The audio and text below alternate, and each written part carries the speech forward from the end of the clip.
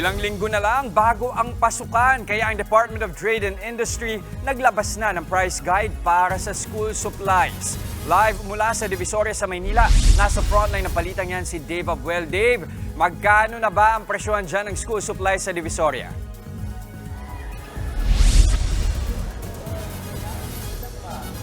Jester, pasok naman sa price guide ng DTI ang presyo ng school supplies dito. Pero sa ngayon, hindi pa gaanong dagsa ang mga mamimili.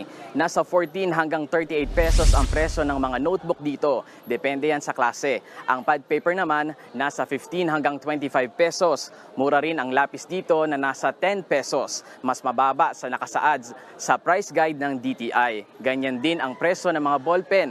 Ang crayons naman, nasa 12 pesos hanggang 100 pesos, depende sa dami. Mura rin ang pantasa at ruler dito na nasa 10 hanggang 20 pesos, habang ang eraser nasa 5 hanggang 10 piso. Ang inilabas na price guide ng DTI ay bilang suporta ng ahensya sa Balik Eskwela program ng Department of Education. Dahil mas mura pa rin sa Divisoria, ilang mamimili ang dumayo pa rito. Tulad ni Dexter na bumiyahe pa mula Oriental Mindoro para bilhan ng school supplies ang anak niyang grade 3. Inagahan niya na raw ang pamimili dahil baka magmahal na ito sa susunod na linggo. Ayon sa mga tindera, pansin nilang nagbaba ng presyo ang mga supplier dahil baka raw lumang stock na ang mga ito.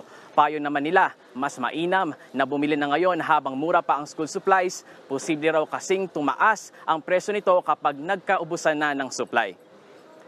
Jester, tip lang din sa mga mamimili, tingnan din ang kalidad ng mga bibiling school supplies. Posible kasing mura nga ito, pero mababa naman ang kalidad. Mas mapapamahal pa ang mga kapatid natin kung mabilis itong masisira dahil kakailanganin na naman nilang bumili. Jester. Nag-uulat mula sa Divisoria, maraming salamat Dave Abuel. Mga kapatid, Jess De Los Santos po, huwag magpahuli sa mga umaaksyong balita at napapanahong issue sa bansa. Para sa mas malawak na balitaan, mag-subscribe at mag-follow sa social media pages ng News 5.